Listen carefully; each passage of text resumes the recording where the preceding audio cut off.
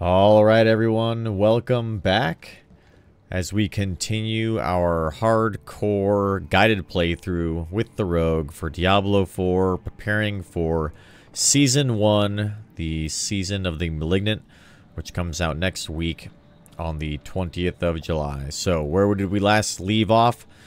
Well, we died, unfortunately, at around level 25, I believe it was, and so we've got back into a new character here. We're up to level 11, trying a new strategy on this new character where rather than playing through Act 1 of the campaign, we decided to jump straight in to Kyovashad at level 1 and are skipping the campaign entirely just to see how does that feel, what's that going to be like in Season 1.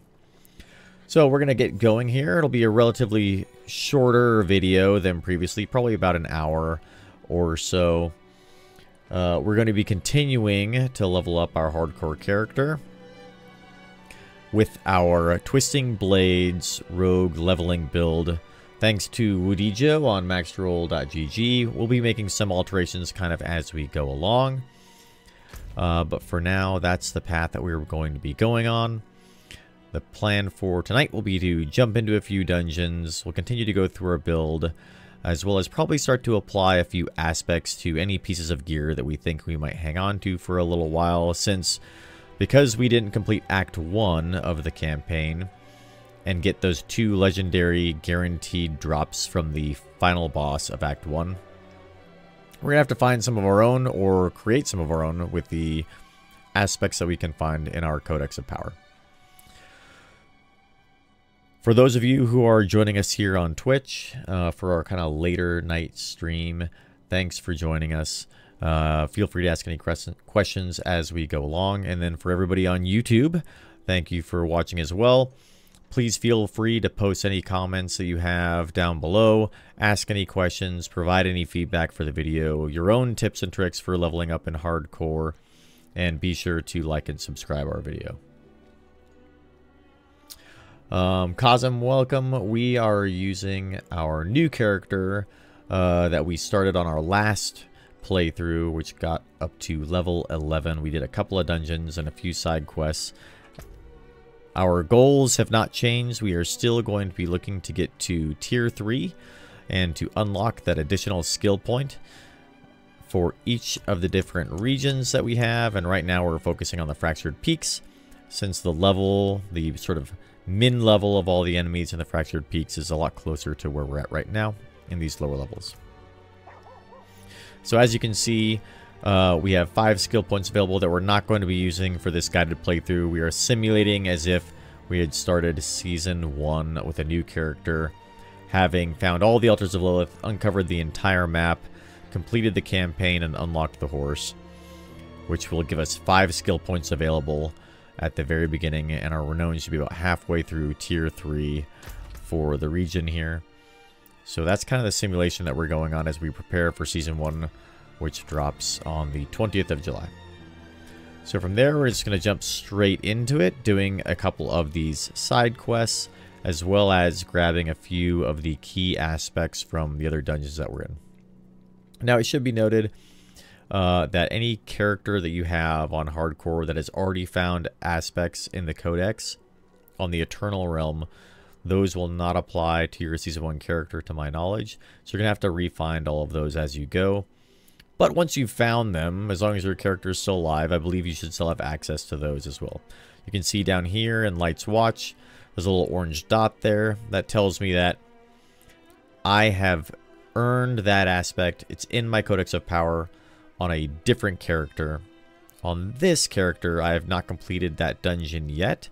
So if I were to do it on this character, while I won't unlock the aspect in my Codex of Power because it's already unlocked, I will still get the renown for this playthrough by completing that dungeon for the Fractured Peaks. So for now, we're going to run over here, I think, to the Derelict Lodge and grab this dungeon so we can continue to get some Grim Favors, because on the end of our last playthrough, we got some pretty good rewards by doing that. Before we go, though, let's go ahead and break down all the items that we have in our inventory that we're not going to be using. Kind of clean our inventory out, and then we'll jump into some dungeons. It is a little late. We're a little bit tired tonight, so we're going to be trying to be a bit cautious as we can. Remember, we're still only level 11. While our level is less important, since the enemies scale to our level, running into the butcher could be a little bit tricky, and we don't have any aspects on any of our gear. We have no legendary gear right now, so we're a little bit weak when it comes to gear, and we're still looking for better items as we go along to really increase that relative power between us and our enemies.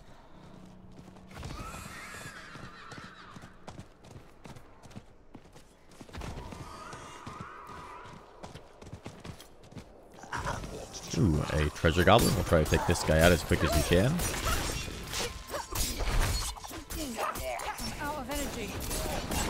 Treasure goblins can be a little scary since they kind of lead you away from all these other enemies that are here and can be rather distracting sometimes.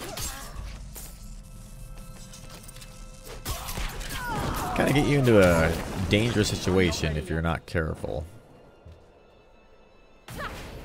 Let's take a look and see what this world event is right here, if this is one that's worth doing. Yeah, this is a relatively easy one. Remember, on the road here, the key to our survivability, as well as our damage, is our mobility. We want to be jumping around, getting that twisting blades to fly through as many enemies as we can. So we're going to be trying to evade a lot, which on the last session that we played, we did get a max evade set of boots, which is increasing our evade by 1. So that's important. One of the things we're really looking for, since evade is so important on hardcore to stay out of ground AoEs, break contact. When we died on our previous play session, not using evade smartly was one of the reasons that we got killed. So we're going to learn from that lesson and try to make sure it doesn't happen again.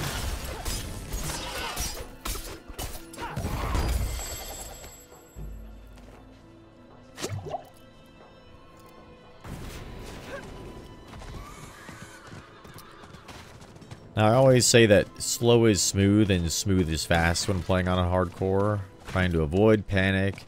But really, what I mean by that is we're not going to be taking risks, any kind of risk that is uncalculated. We want to take risks when we are prepared and when we really kind of know what we're getting into.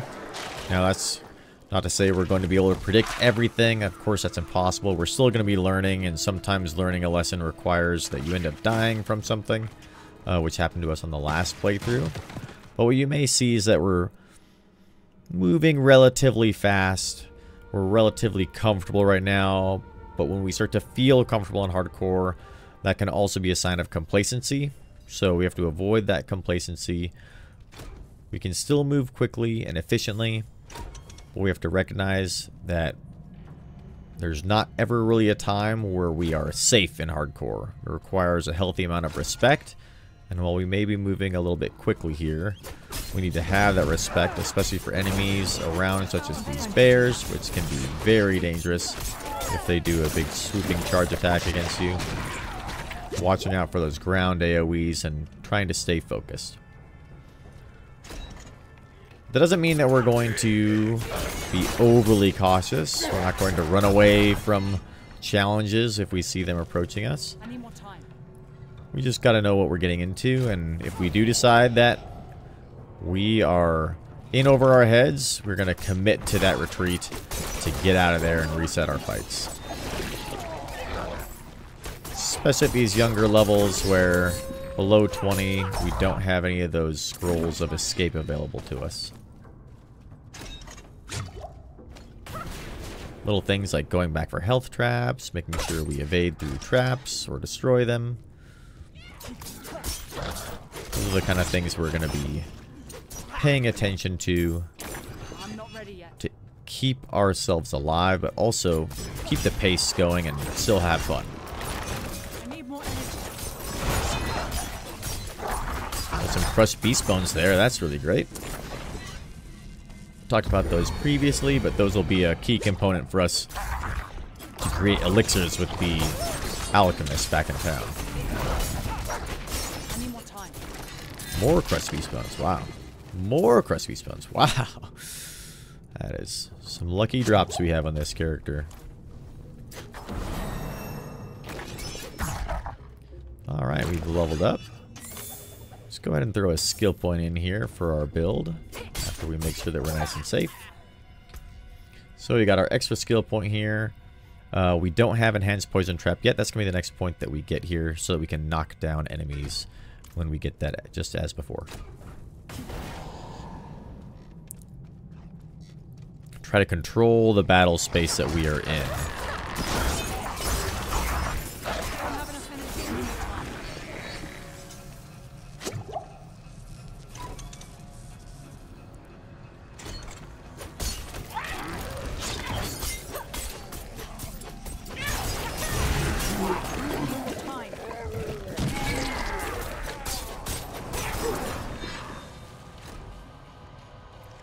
What we found on the last play, session 2, for everybody's essay, is that even though we had died on the previous one at around level 25, it only took us around 15 or 20 minutes or so, even starting at level 1, to get back up to level 10 or 11. Which is about half the time I believe it took us to get to that level doing the campaign and getting through Act 1. Big key difference is that it required a little bit more risk. There was a little bit more danger in there. And we didn't get those 2 legendary items at the end of Act 1 that we would normally get. So I'm still a little torn as to how I want to level in Season 1. I think I will likely be doing that campaign because I have done quite a few speed runs through Act 1. So I've got a pretty fast, efficient route to get through there and can get through that full act in about 45 minutes or so. I need more time. Watch out for these bears, kind of off the screen here. They can do a pretty big charging attack if we're not careful and paying attention to what they're doing. I need more time. Alright, we got our key, so let's keep on moving through here.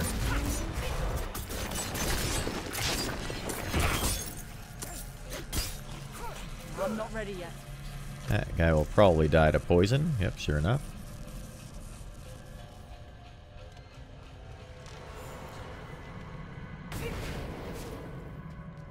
Let's see. Did we unlock? We did. Got a little bit of additional movement speed every time we've got Dark Shroud up. That's good for us since we don't have any movement speed on our amulet or on our boots yet.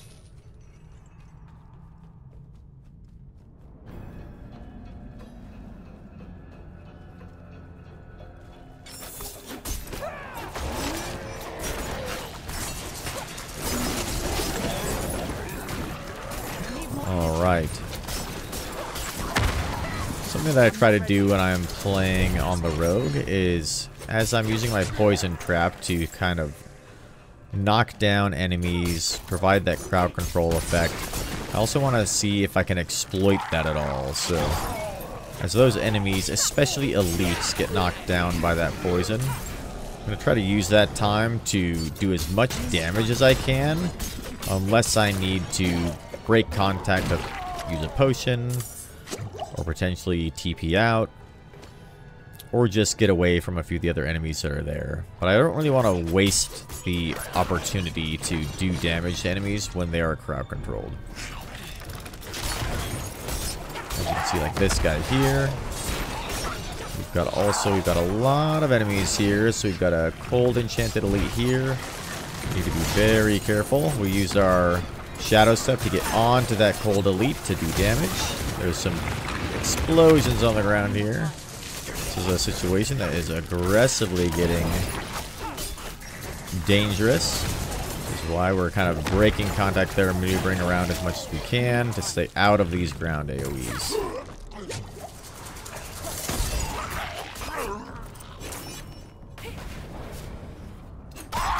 So again, we used our unstoppable to jump onto that cold enchanted elite, because cold enchants, which can stun you, can be very dangerous.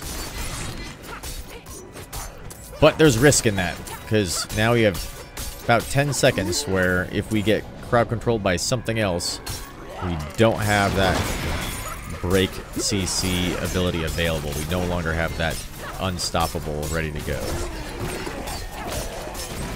So what does that mean for us? Well, it means that we have to pay extra special attention to any of the other elites or enemies that are in these groups that could crowd control us. In that pack, there was one enemy that could do damage, or that could crowd control us. It was a terrifying elite, just like this one here.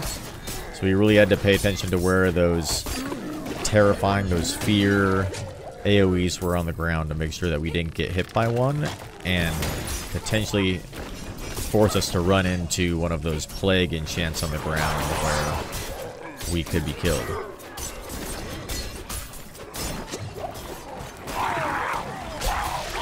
Might also note that on hardcore, I'm using my potions a lot.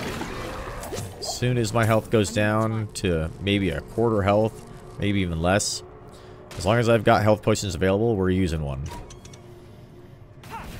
Be a waste not to, and there's quite a few health potions that are provided to you in the game. So you can see here, this is a cold and a frozen enchanted elite.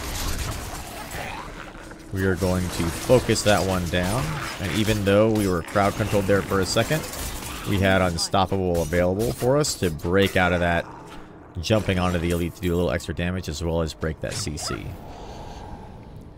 So rather than use our Shadow Step to get to that elite quickly, we had a clear path to just kind of run up to them. So instead we ran up to them, put down a poison trap to knock them down, and provide that crowd control effect, and then we saved our unstoppable Shadow Step ability in case he got us with a cold enchant. It wasn't actually a cold enchant that we got hit with. It was one of his heavy attacks that dazed us for a moment, which we could have evaded away from, but I believe my evade was either not on cooldown or I missed it. So having multiple ways to get out of dangerous situations is obviously important. Alright, going into a boss fight, let's proc our Dark Shroud as early as we can, just in case we need it later. You can see that at these lower levels, before we get our combo points, and before we get our class specialization, resources are a problem for us right now, which is why these dungeons can be rather dangerous for us. We're really not doing much damage to this boss here. We are crowd controlled. We're going to Shadow Step out. Gotta watch out for those explosions of ice like that. Low damage for us. Something to take note of here, that we are a little bit behind on our DPS capability. Oop, there's some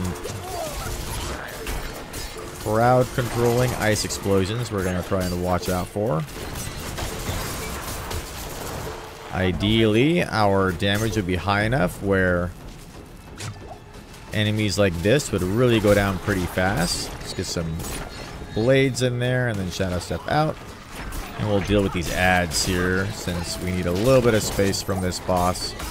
He's putting down a lot of crowd controlling effects before we can get back in here and do damage. Making sure we've got the unstoppable available for us. We're not going to Shadow Step if we don't need to right now, because I'm worried about getting crowd controlled and hit by a big attack. Probably safe now. Some adds are showing up. Perfect. Got there at the end, but our damage is not really where we want it to be right now.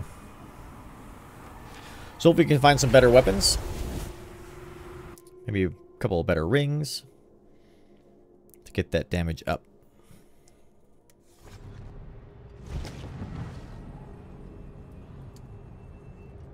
Something we did not do at the beginning of that dungeon was use one of our elixirs, but we'll put that on soon. Cool. Got a ring. Let's throw it on there. We didn't have anything there to begin with. And here we're starting to get some better rear gear now. Nice. Much needed upgrade here. Crit strike damage, basic skill damage, all stats. Perfect. It's a dagger. I would rather have a sword, but this will be fine for now. It's a pretty big increase in our overall damage.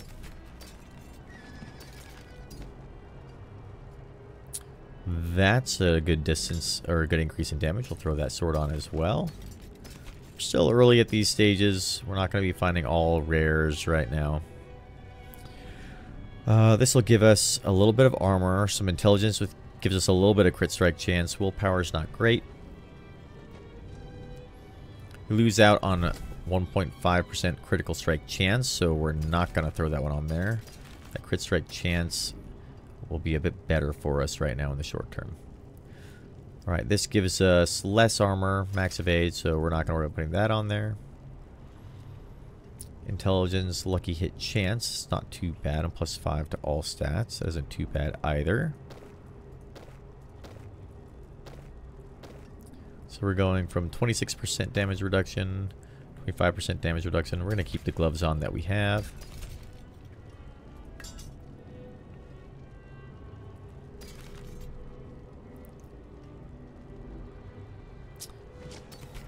We don't care about the damage on our crossbow, as we talked about previously. Really what we're looking for is good plus to stat affixes on these, and we want the crossbow for vulnerable damage. So okay, not bad. A couple of good pieces of gear there. I'm happy with that.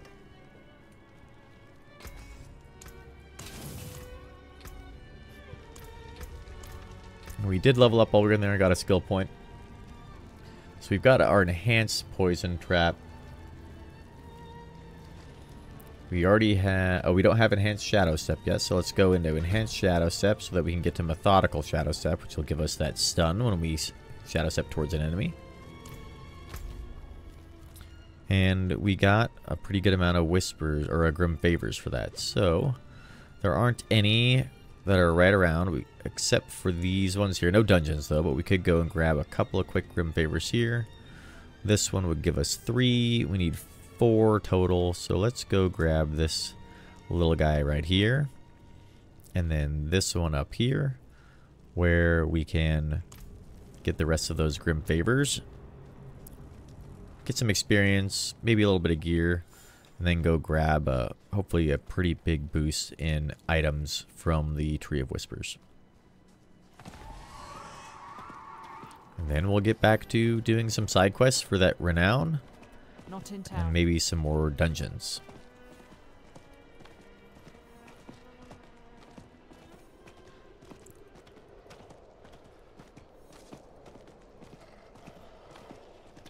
It's interesting that our horse... Apparently we still think we're in town. Let's see what our ping is at. 105 milliseconds, it's not too bad. I haven't seen that glitch before. That's a new one. I'm not ready yet.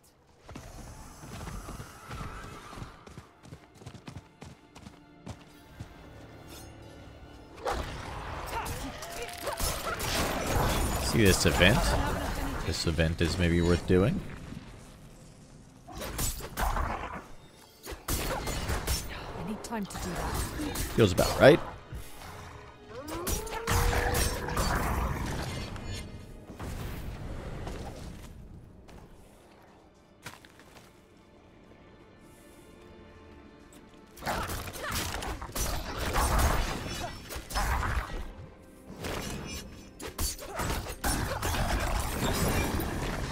Even just that little bit of gear change, you know, swapping out that dagger and sword and getting an extra ring, I already feel like we're doing significantly more damage than we were before. This guy's going to explode when he dies, so we have to pay attention to that. Make sure we stay out of that AoE. Give it a good wide berth, because those explosions are actually bigger than what they appear to be on the screen.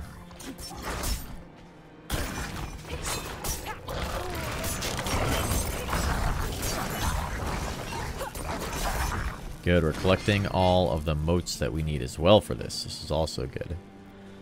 Do the event and a grim favor at the same time.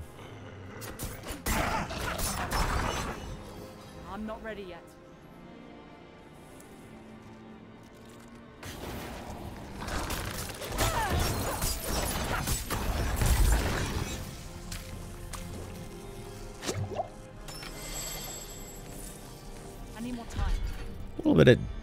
disappointing, the gear that we are getting from some of these event chests, but it is what it is. We're getting lots of crushed beast bones on this character. Not a lot of gear out of those chests, I guess. Any more time?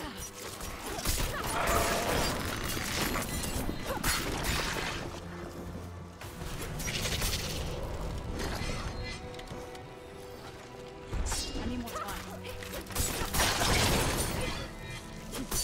More crushed beast bones from that spider. Wow. This is just like the crushed beast bone farmer, apparently. Any more time? Let's see what's down in this hole.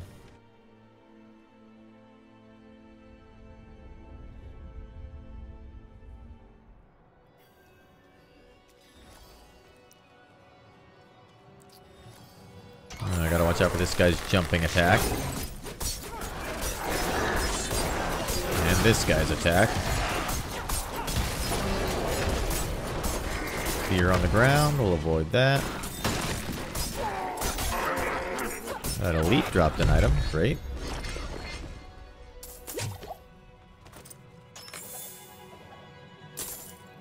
Some demon hearts, very nice. Those are also quite valuable when it comes to crafting elixirs. Oh, which reminds us, of course.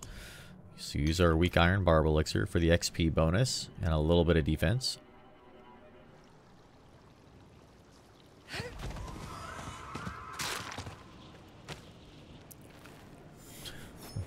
Real fast horse ride there.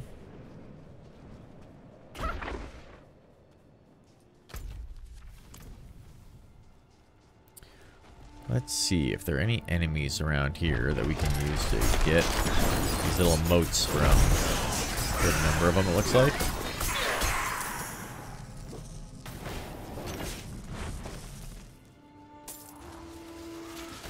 Oh, these enemies can be dangerous. There's a level 10 here. We can maybe help out.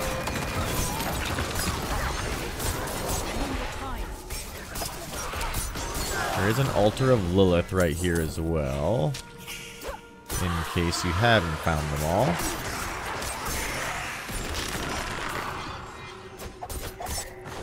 You can go grab it, but it really won't be important to us.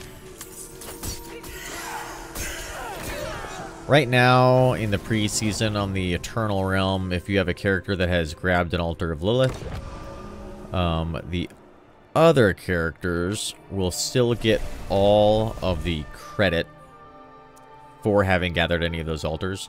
They'll get the plus to skill or to stats and all that kind of stuff. But the way it's currently mech'd, unlike in Season 1, is that your renown won't go up on your new character. And you won't see any of the altars on the map. But I believe in Season 1 you will actually see all those altars on your map if you've collected them all already. And they also contribute to your renown. That's kind of the big change to Season 1 compared to the pre-season. So we're going to go buy this Whispering Key. We'll buy just a couple of those since we have a few obols remaining. This is kind of a good way to use your obols too in the early levels when I don't really want to use them to gamble with the Obald vendor. These silent chests can be an okay use of those. Only 20. Grab a key, throw it in the chest. Additionally, you don't have to carry these keys with you. You can put them in your bank, and then they will be used directly from your stash. And we have got everything we need for our tree. And we leveled up, apparently. Love that. We're one level away from getting to do our specialization quests again. Let's go ahead and throw a skill point in here really fast while we make our way over there. Get methodical shadow step, so we stun enemies when we shadow step towards them. It's a really good way to lock down elites. It is done. Let's see, helms, boots, and gauntlets. So, helm could definitely do with a better one. Boots can always do with better ones there, or gauntlets. 159, 161, 182. Those boots are pretty good. I'm using the item power, by the way, just to get kind of a little feel for how good the item is or not. But it's really not the end-all, be-all. We can discuss breakpoints a little bit later on for items, and like where those breakpoints occur, and how they affect your different potential rolls on your gear. But for now, we'll look to get some new gloves, since it's our lowest item power. Alright, let's see if we got anything good. So we've got a good amount of armor there. Big boost in item power, as you can see. +1 to barrage and penetrating shot, which we don't really care about. All stats, crit strike chance, and dexterity. These are some good gloves. We'll throw those on. We might be wearing those gloves for some time. We lose out on the attack speed, but for now that'll be okay. We got some pants as well. We get more armor, good. Thorns, don't really care. 11 strength is okay, helps with resource regeneration for us. We lose out on the damage from close enemies though.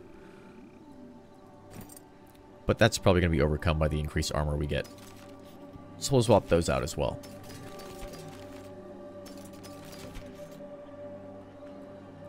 Any swords? This sword is a bit better than the one that we have. So we'll go ahead and equip this too. Even though we lose out on that core skill damage, which is good. Gives us a little bit more crit strike damage.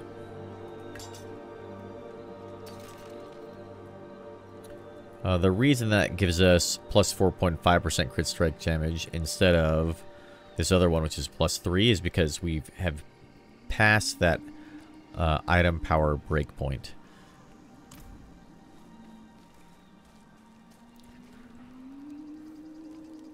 Which I don't have completely memorized.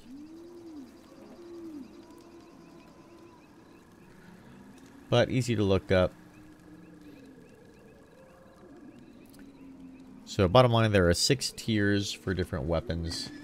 Breakpoint number 1, or tier 1 for all your items in the game, are going to be 1 through 49. Tier 2 is 150 through 339, 340 through 459, then 460 through 624, 625 through 724, and then 725 and up is the highest tier, tier 6 right now in the game for breakpoints. So I don't consider these too much really until I'm getting like towards like world tier 4 and I'm starting to get ancestral items and I'm starting to find those higher item power items. So when do I care? Later in the game, and I'm looking for item power 700 plus, because when I fully upgrade an item, it's going to give me plus 25 to the item power, which means if the item is at 700, fully upgrading that will get it to 725, which will set it into tier 6, the highest tier of items, and give us the maximum possible rolls on all the affixes that are there. Something to keep in mind if you do that is anytime you upgrade an item and it goes up a tier in item power, all of the affix rolls will re-roll. They will have higher base and maximum values, but they will also be re-rolled randomly. So there are times where upgrading an item can actually lower the stats on the affixes that you have, because it's random and re-rolls, and you might just get unlucky and get one of the lower end rolls. But it does not change the affix, the type of affix that's on those items. That spineless man.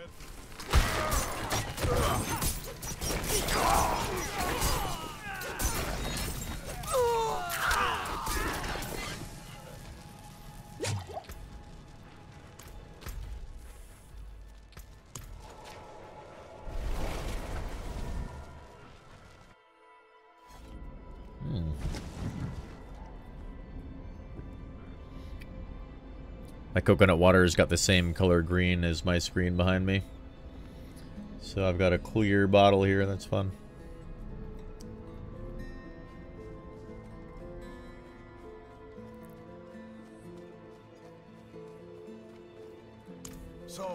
A deed.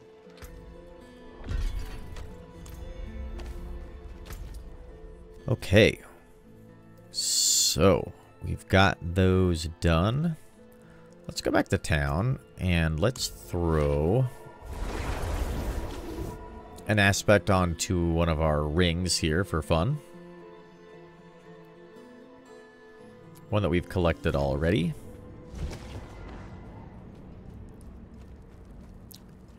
And that's going to give us a little bit of survivability.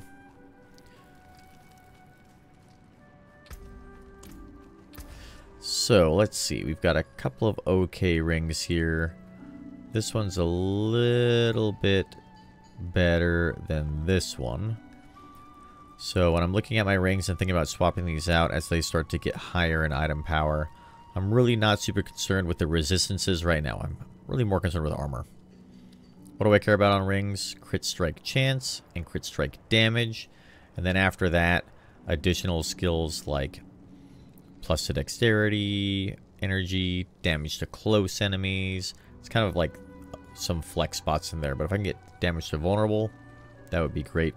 As well as crit strike chance and crit strike damage. So this one gives me crit strike chance and damage to close. Think about upgrading that because we might hang on to this for a little while here.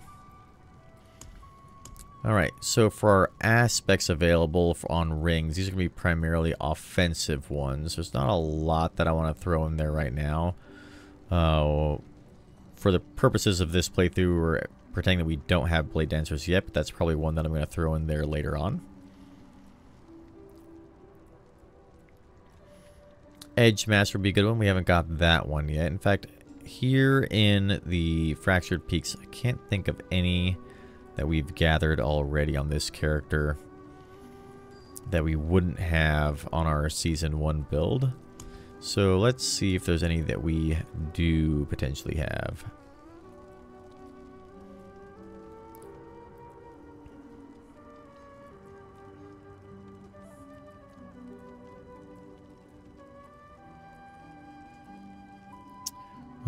Nope, none that we can put on the ring right now.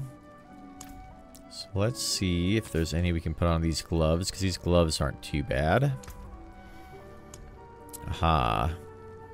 The eluding aspect, we can throw those on our gloves. That's not too bad. Let's see how much does it cost for that. So it costs us 6 of our veiled crystals. Kind of expensive. You can see we have a bunch of these from our previous characters. So if we throw this on there, recognize that you're going to get those veiled crystals as you're breaking down rare items.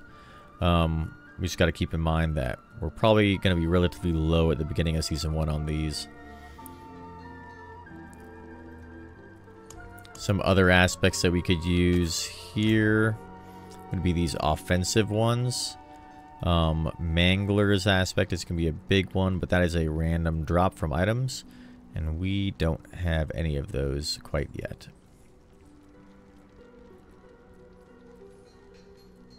So for now, let's just throw on, oops, not that one, but eluding aspect for fun. Really kind of for the purposes of this build. That'll give us a little bit of survivability if we find ourselves CC'd and we take damage. It should help give us one more way to proc unstoppable and kind of get out of dodge, which is very important. Alright, we've got a flesh, or sorry, the unyielding flesh quest here that we can go grab. Other than that, we may just run over here into, I was going to say we could go to Skazglim, but that's still a little bit high level for us, so we're just going to kind of hang out here in Act 1 and look to do some of these other dungeons, as well as these quests. We'll grab this one here.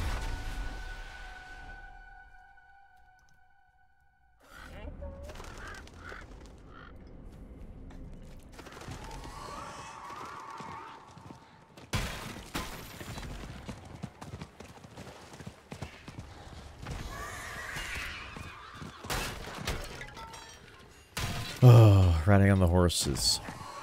So easy. Ooh, there's a silent chest here.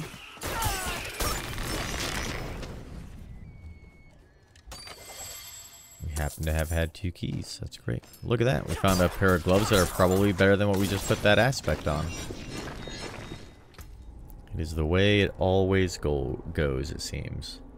1 rank of Twisting Blades, 2.2% attack speed, and a rank of Flurry. I would say these gloves are pretty much better. So we'll go ahead and we'll throw those on when we get back to town. Maybe swap the aspect out that we just put on our other gloves for that one. This is kind of the reason why leveling up early, or not leveling up, but putting aspects on items early like this can be very inefficient. So it's a balance. It really comes down to how are you feeling with your build in relation to the enemies that you're fighting. Remembering too that as you level up, enemies will inherently feel a bit difficult, and then after a couple more levels and a few more pieces of gear, they'll suddenly start to feel easy again. Kind of riding that wave as we go.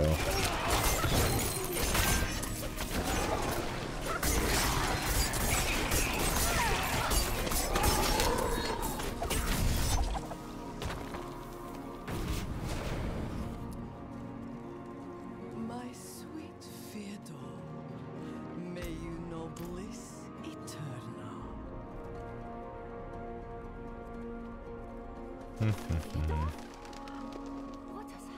Oh, Fyodor.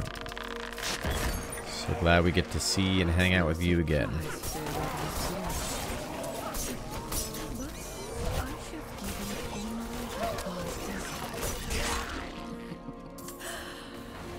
His petty soul has been torn asunder by agony and ecstasy, but his flesh is unyielding. You will not interfere.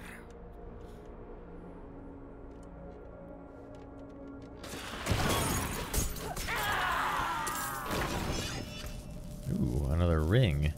Damage slowed, poison, life regen.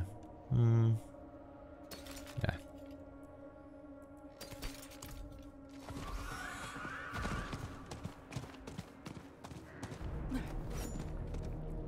If it's a reward.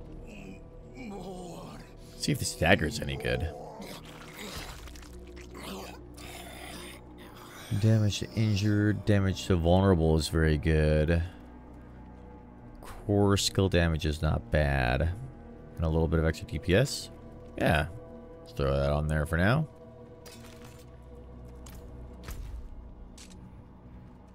Okay.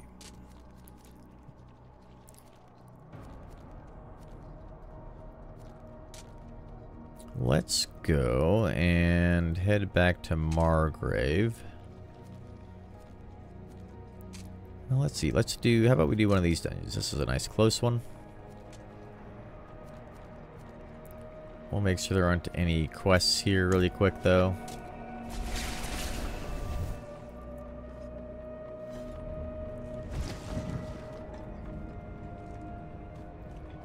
Nope. We'll go back to Kobashad too and maybe throw those gloves on.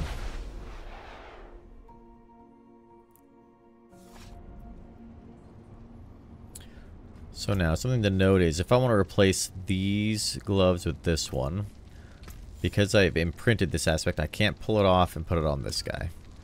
But we can go ahead and break this one down, and we may get some legendary salvage materials from it. We did not in this case, which is unfortunate. So unfortunately, we kind of just lost those salvage materials. Oh well.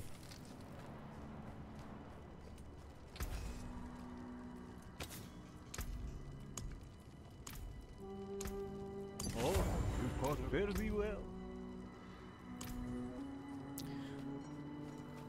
And of course, as I'm sure you all already know, but anytime you are imprinting an aspect from the Codex of Power, it is going to have the minimum possible roll for the range of stats that the legendary aspect can provide.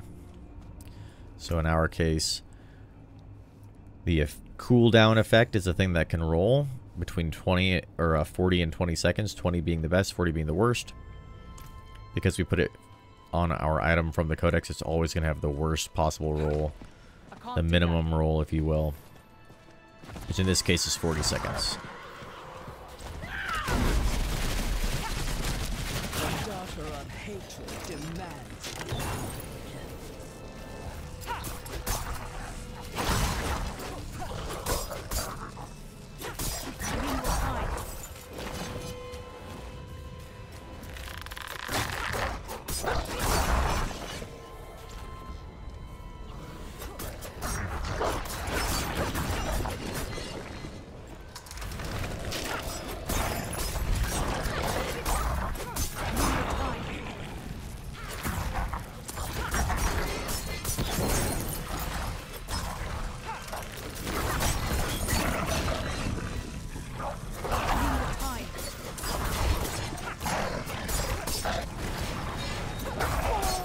Guy is frozen enchanted. We'll look to take them out as quick as we can. Then take out the enemies that are going to start this evil spell from being completed.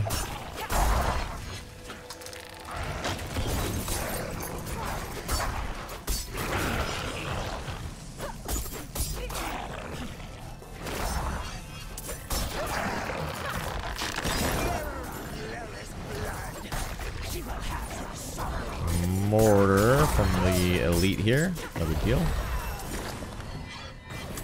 Nice. The one thing that we are getting from completing these events is not bad gear here, though. Lots of experience, which is good. Ooh, a much better sword finally.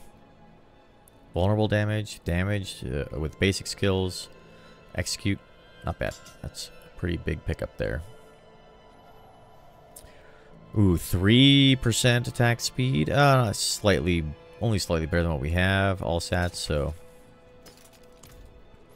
I was gonna say, I bet we just found a item that's better than what we just changed our aspect on again. Alright, so we just got Methodical Shadow Step here. We can go get our combo points. We have one skill point available. Let's go ahead and make sure that got Twisting Blades maxed out. Probably throw a point into Exploit here. Continue to increase our damage output since we are lacking a little bit on damage. Now we can go do our class specialization again.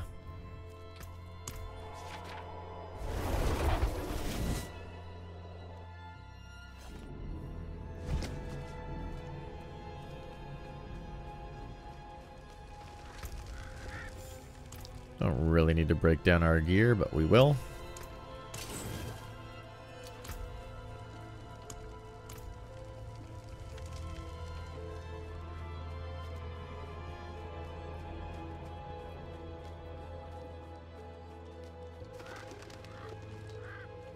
Who the hell are you?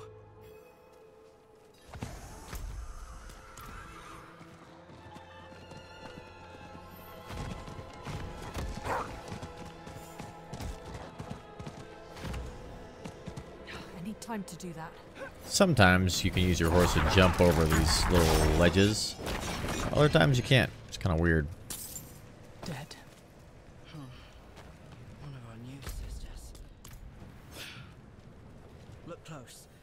Blood everywhere.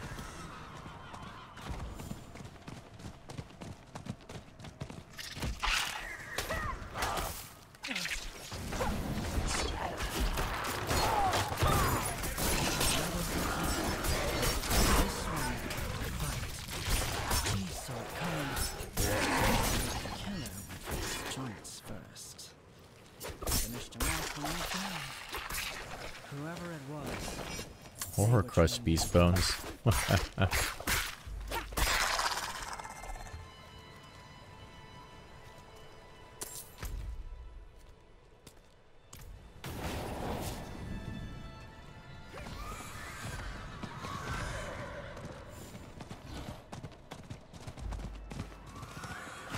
Yeah, here's one that you can jump over. Ooh, there's a unique elite up there. I'm gonna watch out for them because they're probably kind of a high level. Kind of curious to see. Maybe once our horse recharges, we'll take a look. Oh yeah, level 20. Not good for us. Stay away from that guy.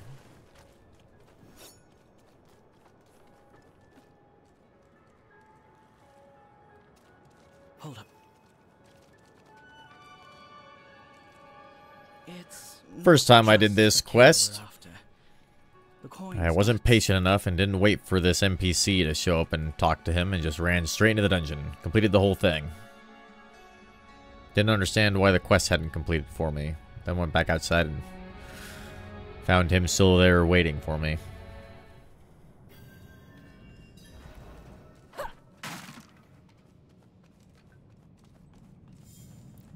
Had to do the whole thing all over again.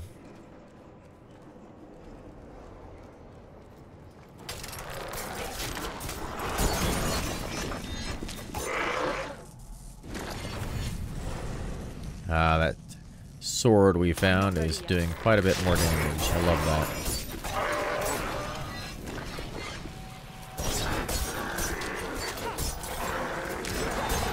Time.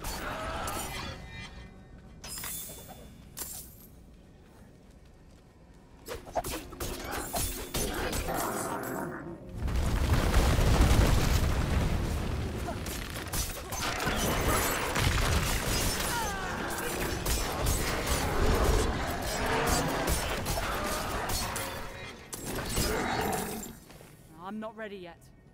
Any loot down here? No.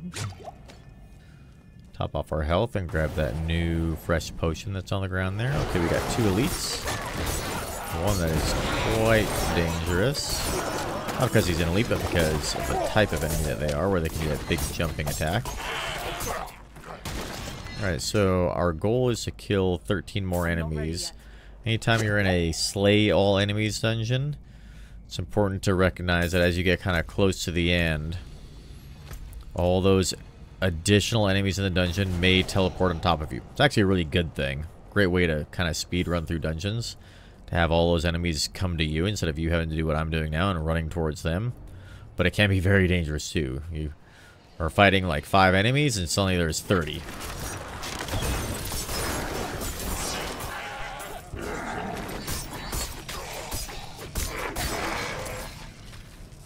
We got an elixir there, nice. Let's try to find Bakira. Oh, that's the event. Don't want to do that. Bakira is back the way we came through the door, it would appear.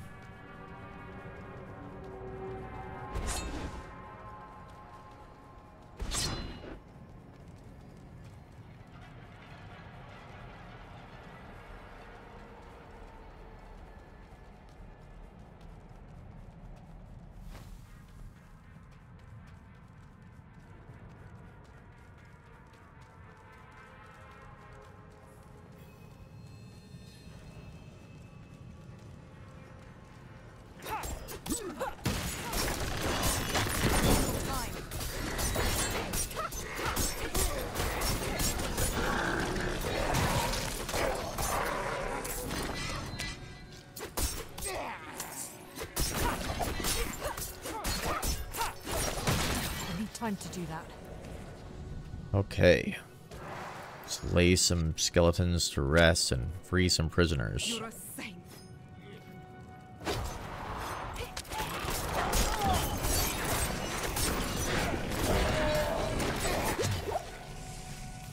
I need more time.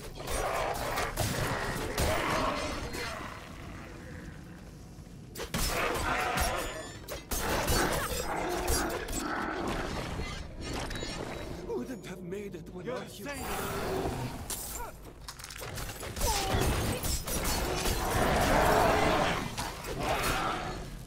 Really see the power of being able to knock enemies down with that poison trap. Ooh, hello. Double, triple elite. Is that a cold enchanted elite? Yes, it is. So watch out for them. Break that CC and stay out of that poison. is aggressively spreading to others. Keep our dash available for us, and finally kill that cold enchanted elite. You've got plague on you too. A little tricky there. I'm not ready yet. Let's see. Here's the body. Got the coin, but it messed up my head. I saw worms digging in Ooh, 14 to people's vulnerable damage. hearts. Their Basic skill damage. Damage on this is probably better. We'll throw that on there.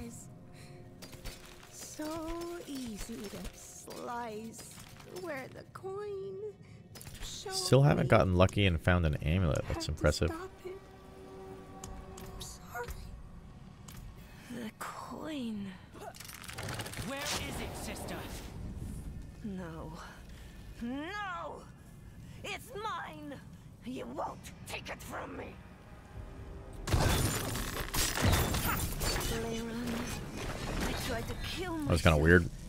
Stop this fight from ever happening. That enemy looked like they were kind of glitched out. Didn't move at all. Good for us. You were a fighter to the last. You Sort of. He taught just me well. didn't move when you stood there. Whatever.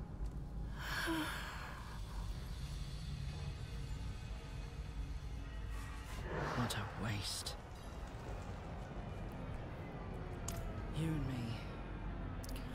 Okay, so now we have our specialization combo points. Ooh, and we got a little dagger here. Is this any good? Damage to poison, damage to crack rolls, damage to close. Probably not worth the change from vulnerable that we have on already. So we will not use this for now. I think the other one's a little bit better. Oops. Ow.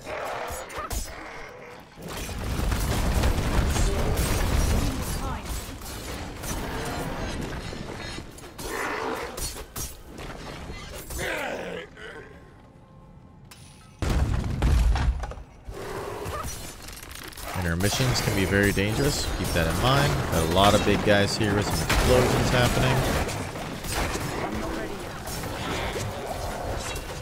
Man, if I could teleport out of that, I definitely would have. That was close. We're going to get away from that. Break contact. Not even going to go back.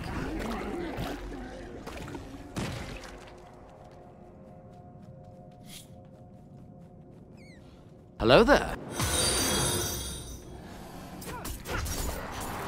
Nancy, thank you for the follow. Welcome. Uh-oh, we're in a tight spot. Doing great. Welcome to the stream, Nancy. We are in the middle of a guided playthrough for Diablo 4 Hardcore on the Rogue. So we are simulating that we have started Season 1, which comes out on the 20th of July, and have started our new Season 1 character. We're kind of developing some strategies and tactics for how we're going to be leveling up, what areas and dungeons we want to do, things like that.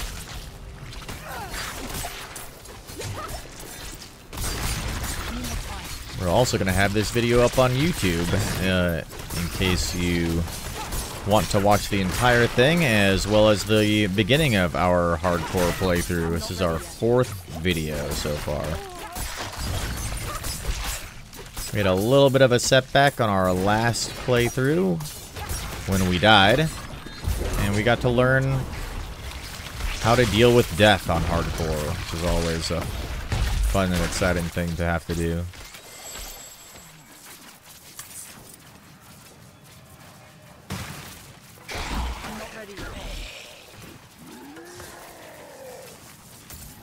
Okay.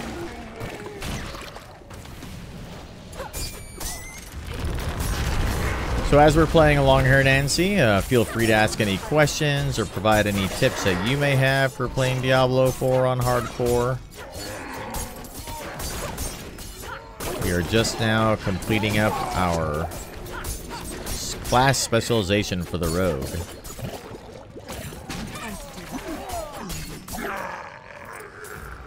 Alrighty. Let's see. I saw that we got some rare items there. It could be something that's better than what we have. Indeed, we have found something better. This gives us some Dark Shroud. We found a ring. Let's see. Is this better? Get out of here, you shambling corpses.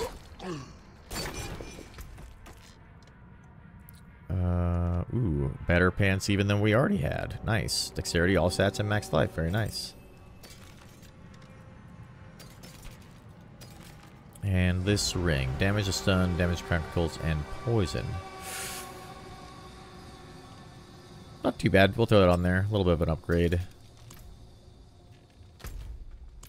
Okay, let's see. Travel to the mineshaft base. Alright, off to the boss fight.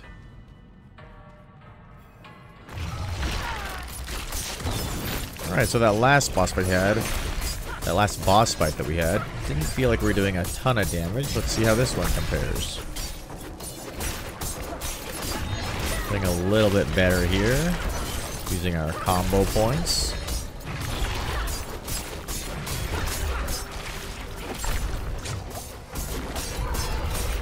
Yeah, pretty good damage here. Boss is a little bit easier than previously.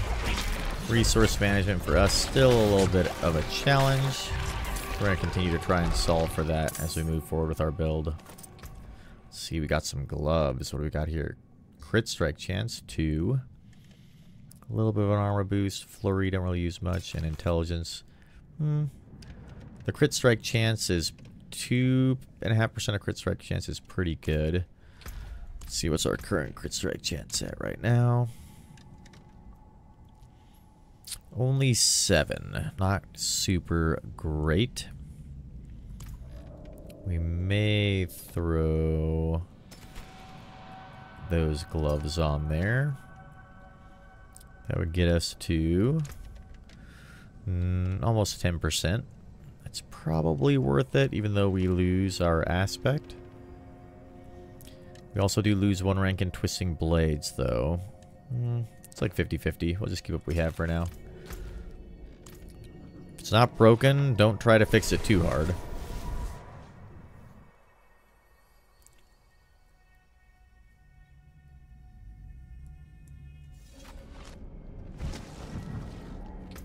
Okay, let's break this stuff down.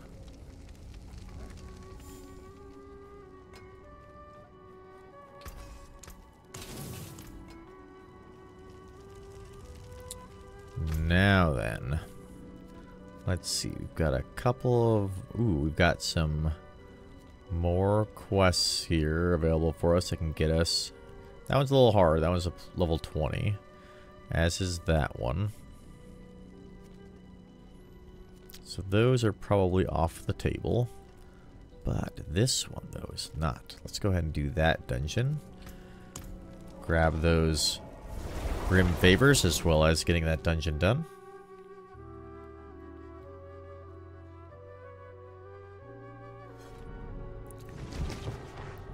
Then I think once we've completed that dungeon, maybe finish the other Grim Favors in the area. Probably be at a pretty good break point for tonight. Be able to pick up the rest of our guided playthrough this weekend.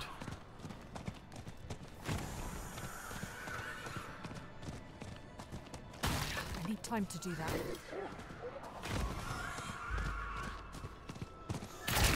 Dangerous corpse bow there.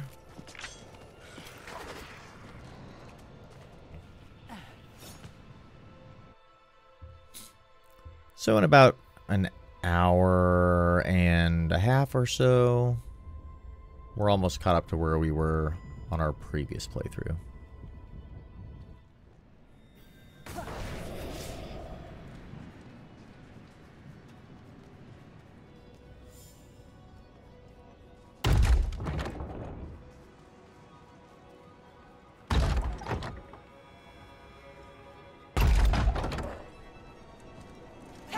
Hello, sir.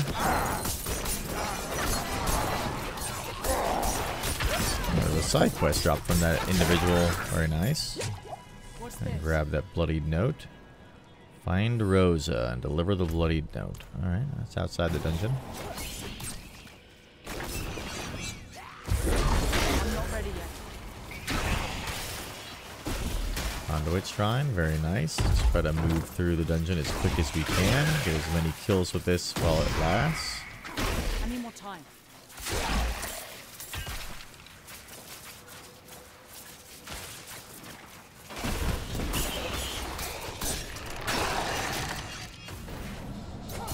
Plague Enchanted Elite here. I need time to do that. Gotta make sure that that plague doesn't spread too much.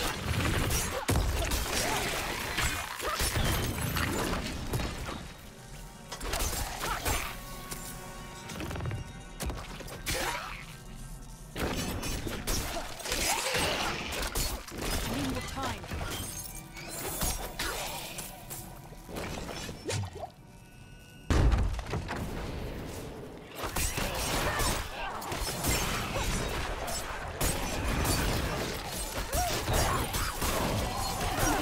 Ooh, an amulet. First one that we found. Let's go. I'm not ready yet.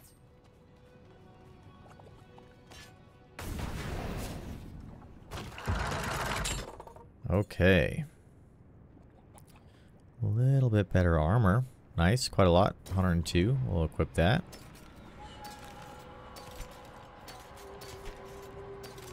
Sweet.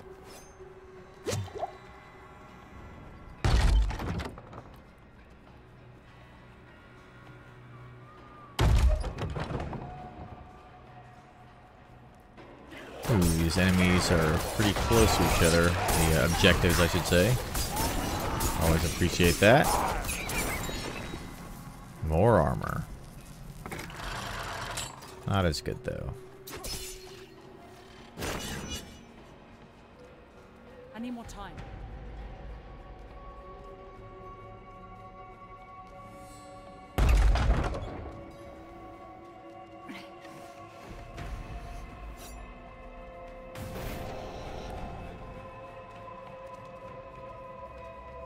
All right, another dangerous intermission. I need more time.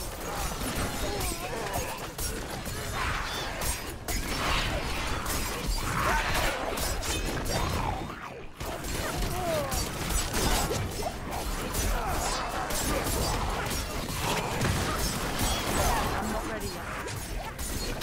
Try to get rid of some of these elites if we can. You're not super dangerous, but as they start to stack up, they may become so. Waller can be annoying, but we can always use Shadow Step to get out of those walls that they put down. Provided we have a target we can Shadow Step to outside of the walls, which we usually do. I'm not ready yet.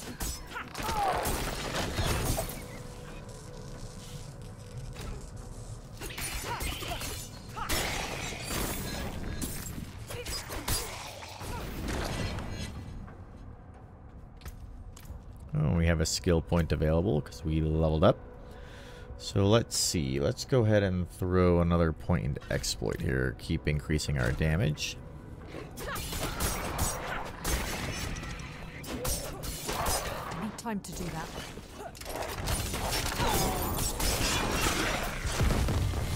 Ooh, a cursed well. That's always fun.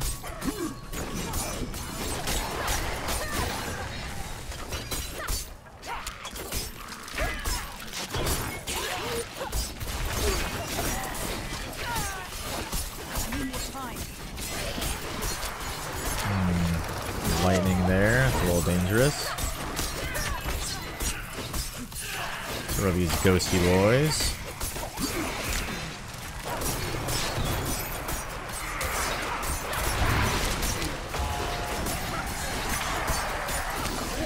Those vampiric guys can take so long to die sometimes.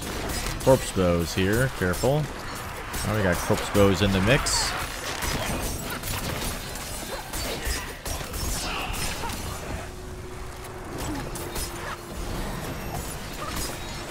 Alright, we got mastery, that's good. Corpse bow, corpse bow. Take Get these out.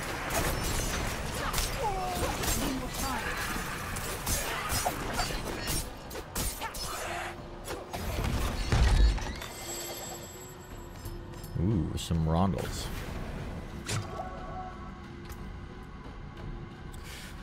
Damage over time, a little bit of max life. That's not too bad. I'll throw that on there for the max life. Let's see, these two daggers, they certainly increase our base damage. But we lose out on the vulnerable damage. Well, let's stick with what we've got.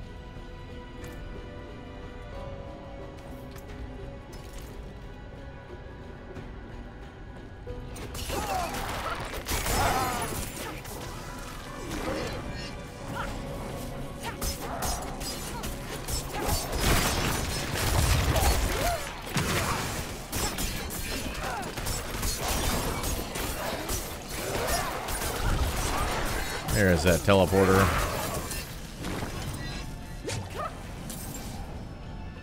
I'm not ready yet. Alright, let's go find these blood boils.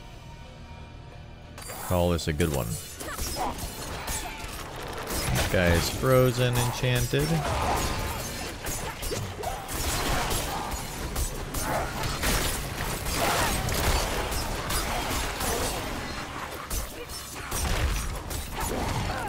I'm not ready yet. Ooh. So we're starting to get some more rares here. Probably aren't quite high enough level yet for those legendaries to really drop unless they're pretty lucky.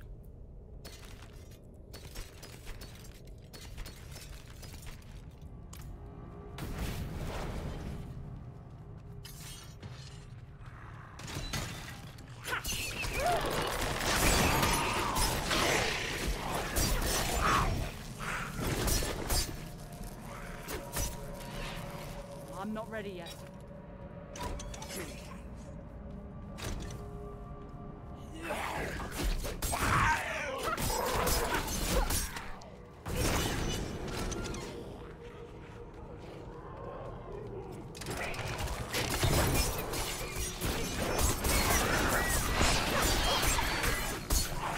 Look at all these bad guys that were quietly following behind us. Chasing us from the shadows. Let's see, is this chest? Oh, yes. Yes, we got a chest here. Nice. Not a cursed one, which is also good. But also not really as good as what we have on.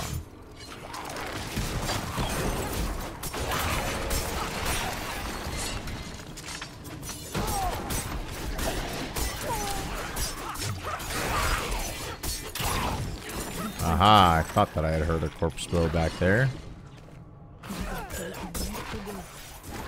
But the cathedral refused to Keep our eyes out for those guys. Oh, there's a blood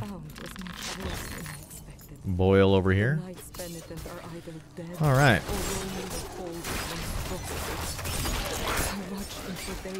So overall, this dungeon isn't feeling too bad. You can see there are a little bit of tricky spots we're getting into every now and then.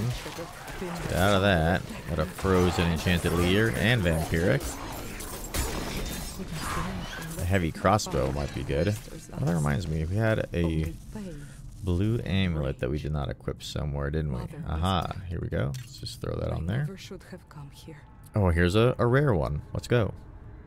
+1 to all subterfuge skills. Nice. 12% overpowered, damage to close. Damage to close is good. I would prefer the 14% damage to vulnerable, though. Ooh, this gives us 5% movement speed. But we lose the max evade charge. We do get a little bit of armor, though. Let's kind of see how this feels running around. 5%'s not a lot. Probably stick with the max evade charge for now.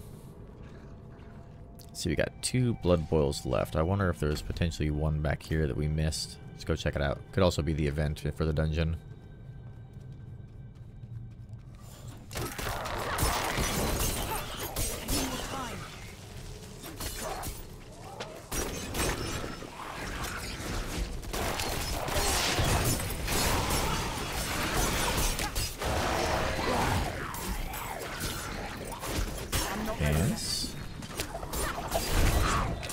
can see that these early levels, man, we're just finding so many rare items that we can use to upgrade. It's pretty nice. But we are swapping out items quite a lot.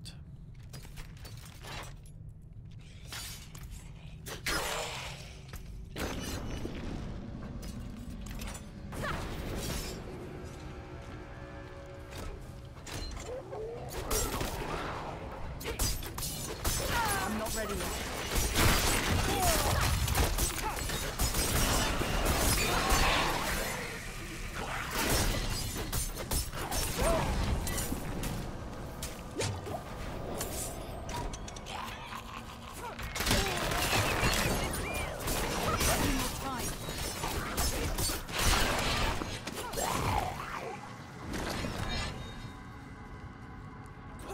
Okay.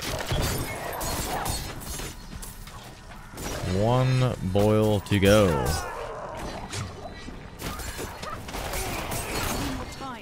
Ooh, there's a corpse bow. Potentially more of them.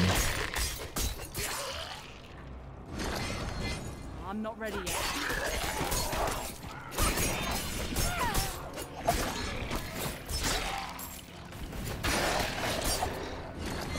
I need more time.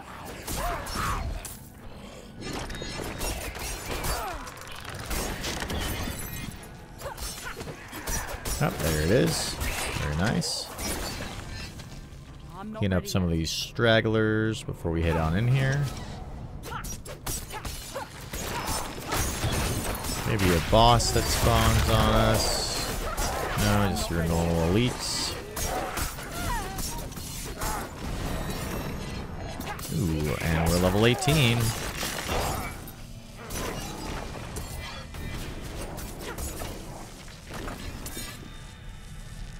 Okay. With that, let's take a look at our map. This gives us 3 Grim Favors. Not a lot that we can easily do.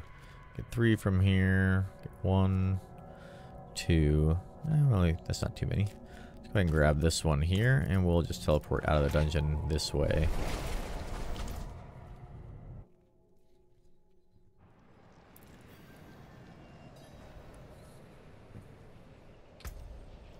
Let's go ahead and apply another skill point. I actually have another one too. Leveling up so quickly that we keep missing it. Let's see. And don't have that yet. So we got exploit all leveled up. Now let's go ahead and grab that rank of sturdy for a little defense. Really, that we can kind of put anywhere, but I think sturdy will be good for us.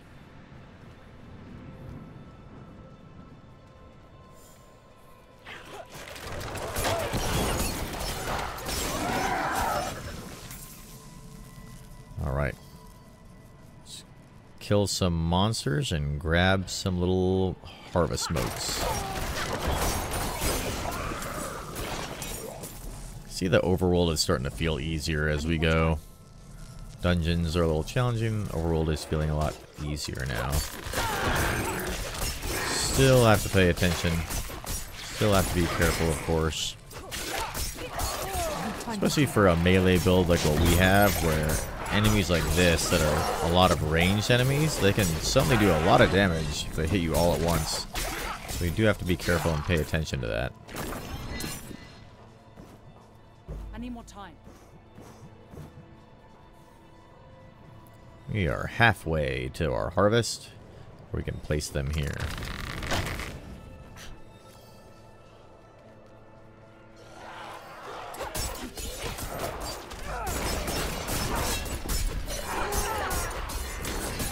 Can't carry any more.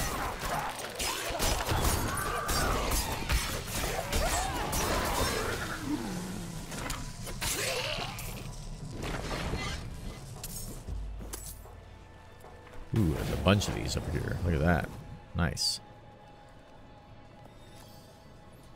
Already got one on a Grim Favor done. Just a few more to go, and we can go down here and get this one as well.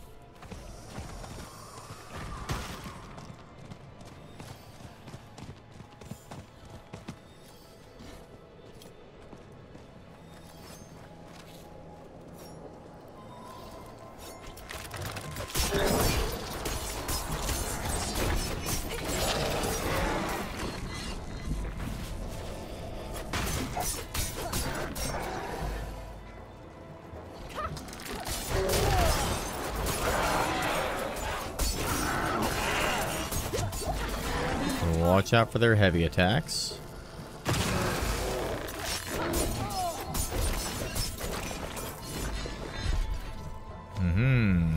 Nice. Now all we have to do is get a few more and turn them in here.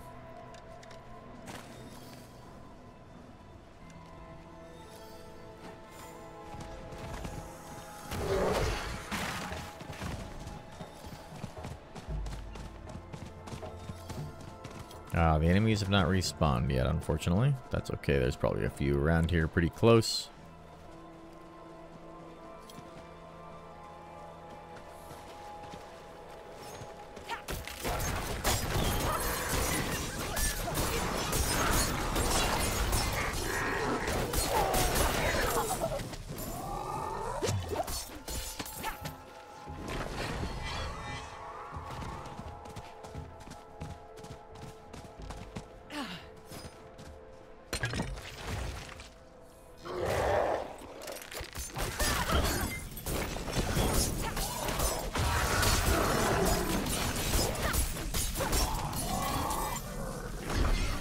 Ooh, a steel wand.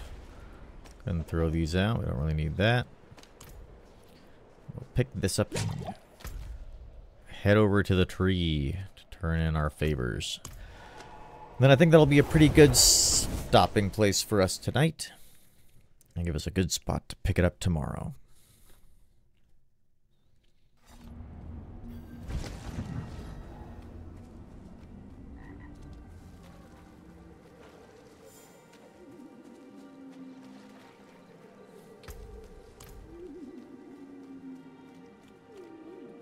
It is done.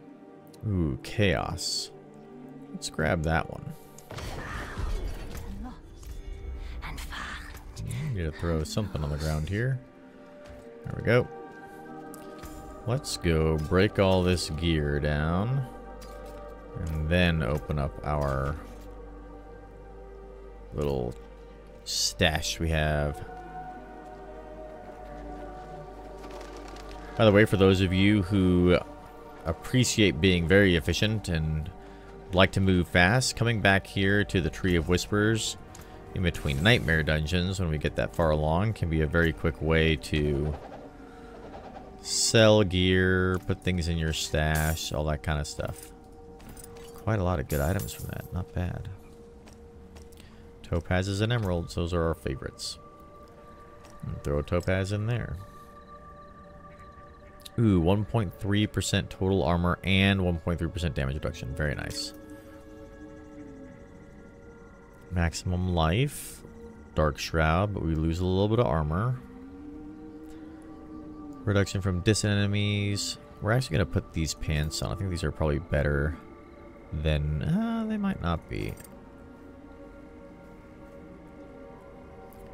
Plus the Dark Shroud is always nice.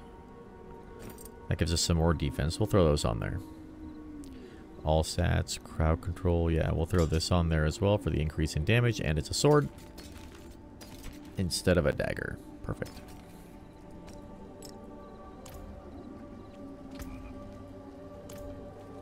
And then we can break down the rest of the stuff here.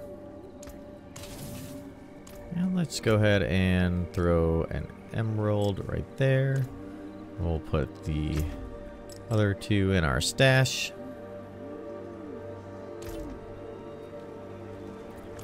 That is where we will call it for tonight. Again, to everybody who tuned in, thank you all for joining us. For you watching on YouTube, please don't forget to like and subscribe and leave a comment down below. I try to respond to every single comment that I can. It's a lot of fun. And if you subscribe, you'll be able to tune in for the rest of our hardcore guided Let's Play, as well as all of our playthroughs on hardcore once we hit Season 1 next week in just a few days. So with that, everybody have a good night and see ya.